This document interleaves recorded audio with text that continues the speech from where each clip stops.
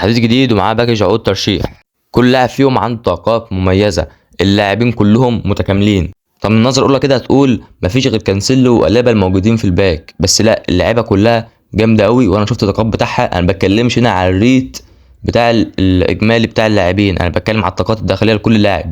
انا دلوقتي هوريك طاقات اللاعبين وانت قرر، وانا اقول لك نصيحتي تجيب مين في معاك في الفريق وما تجيبش مين. قدامك دلوقتي طاقات ديفيد ألابا، ما انت شايف اللاعب بيوصل ماكس 98 في التشكيله، مش اقوى نسخ للاعب، في نسخ توصل 99 وممكن حاليا دلوقتي بتوصل 100 مع جوارديولا.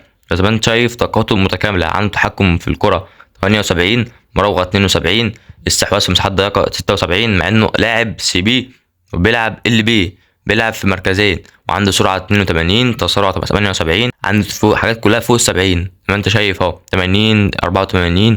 عنده الوعي الدفاعي 97، احتكاك دفاعي 92، قطع الكرة 91، الشراسة 85.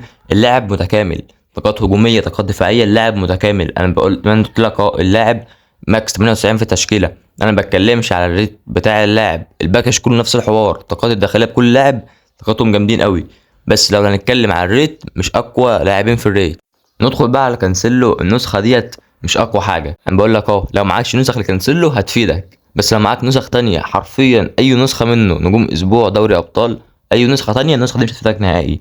نسخة مش اقوى نسخ ليه، بس هو انا شايف بيلعب ار بي والال بي زي كل النسخ بتاعه.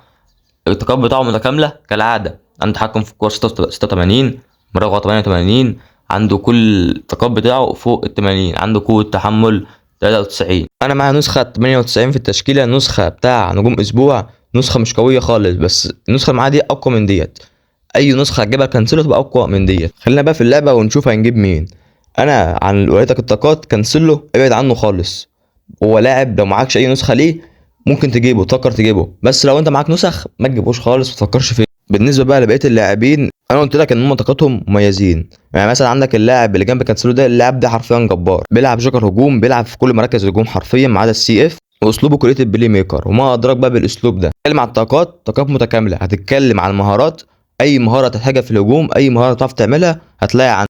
الريت بتاعه في الفريق بيوصل 97. انا قلت لك اهوت ان هو الريت بتاعه 97، عشان ما تجيش تقول لي انت ما قلتليش الريت بتاعه اي حاجه. انا قلت لك حاليا على كل حاجه بخص اللاعبين.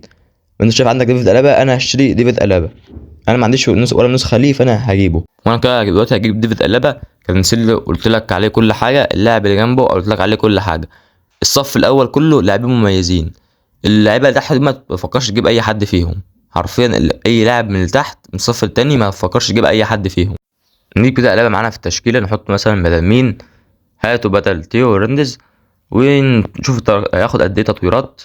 هديله كده التطويرات اللي معاه، ماشي 4-3-4. نخش بقى نشوف هنطوره ازاي. هنطور اوتو، هطور اوتو حاليا مؤقتا لحد ما اشوف له تطويره تانية تبقى افضل منه. لو لقيت تطويره تانية هنزلها لكم برضو على المنتدى بتاع اليوتيوب.